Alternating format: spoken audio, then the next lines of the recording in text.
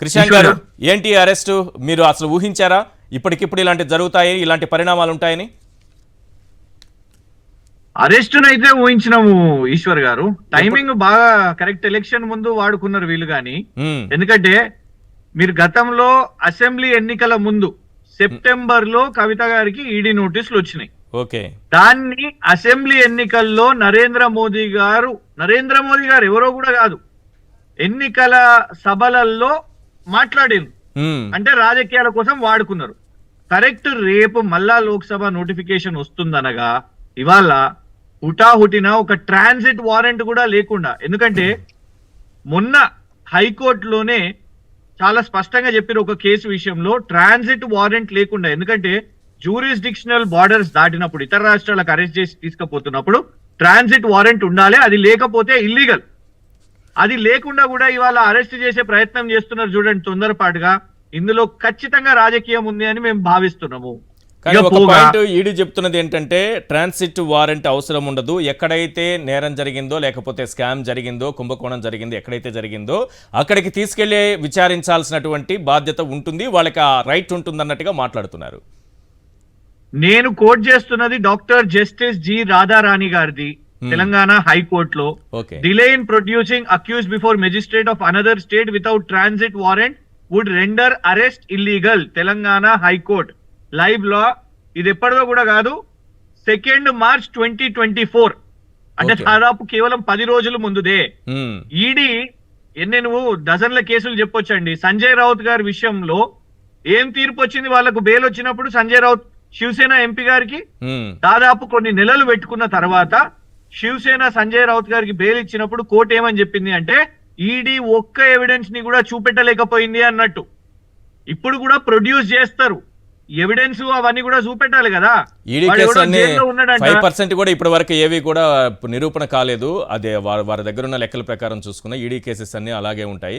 కాకపోతే ఈడీకి ఉన్నటువంటి విస్తృత అధికారాల నేపథ్యంలో డెఫినెట్ గా వాళ్ళు ఇన్వాల్వ్ అవుతారు. డెఫినెట్ గా అండి.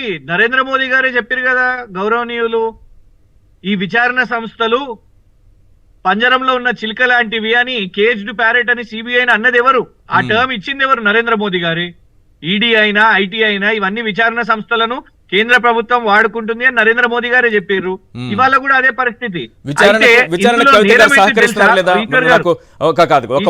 కవిత గారి నేరం ఏంటి తెలుసా? చెప్పండి. కేసీఆర్ గారి కుమార్తె అవ్వడం.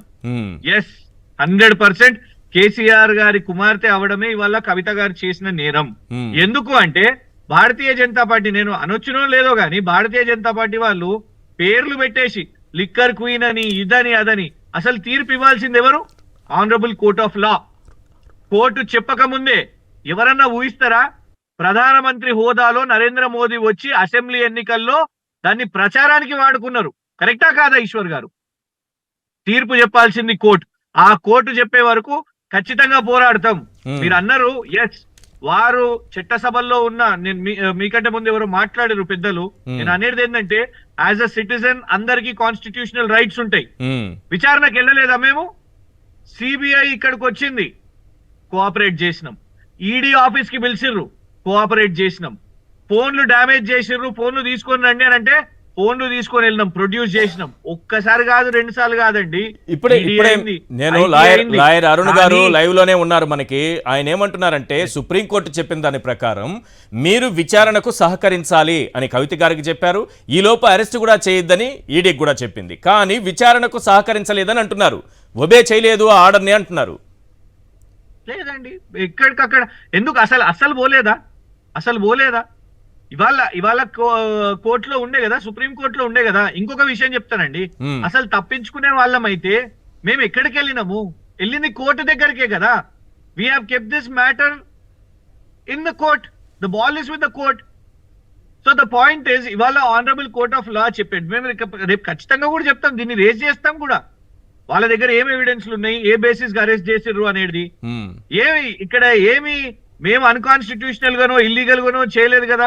మేము ఉదాహరణకు చెప్తాను, రాహుల్ గాంధీ గారి మీద కూడా అప్పుడు ఈడీ పిలిస్తే కాంగ్రెస్ పార్టీ మొత్తం ధర్నాలు చేసింది గవర్నర్ల ఆఫీసుల ముందు, ఈడీ ఆఫీసుల ముందు. మేము అట్లా ఏమైనా చేసినామా? ఎవరన్నా ఆపినరా? ఇవాళ చూడండి, ఏమన్నా అన్నారా? కవిత గారు ఒక మాటనన్నా మాట్లాడిరా? ఒకటే ఒక సిగ్నల్, పిడికిలు ఎత్తింది, పోరాటం చేస్తాం, పోయినరు వారు. పాయింట్ ఏంటంటే మేము ఒబే చేస్తున్నాం, కోఆపరేట్ చేస్తున్నాం, కానీ ఎట్ ద సేమ్ టైం వారికి ఉన్న హక్కులు, రాజ్యాంగం ఇచ్చిన హక్కులను దాన్ని యూటిలైజ్ చేసుకోవద్దా?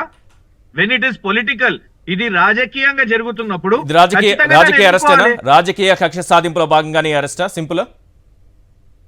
ఎందుకనొద్దు? కొన్ని గంటల్లో లోక్సభ నోటిఫికేషన్ వస్తున్నప్పుడు, దాన్ని ఎన్నికల సభలలో మాట్లాడుతున్నప్పుడు, ప్రచారం చేస్తున్నప్పుడు భారతీయ జస్టిస్ పార్టీ అది తీర్పు వచ్చేసినట్టు, ఓట్ల కోసం మీరు అది మాట్లాడుతున్నప్పుడు ఖచ్చితంగా అది ముంబడికి రాజకీయమే. లేదంటే నేను కాదు, లా ఏమని చెప్తుంది? నేను లాయర్ గారిని, పెద్దరిని, వారిని అడుగుతున్నాను, ఎందుకంటే నేను లీగల్ గ్రాడ్యుయేట్ నే.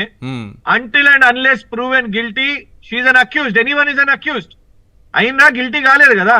ఇవాళనే మరి తీర్పు వచ్చేసినట్టు మోదీ గారు దానికి లబ్ధి చెందాలనుకుంటే అది 100% రాజకీయమే అవుతుంది.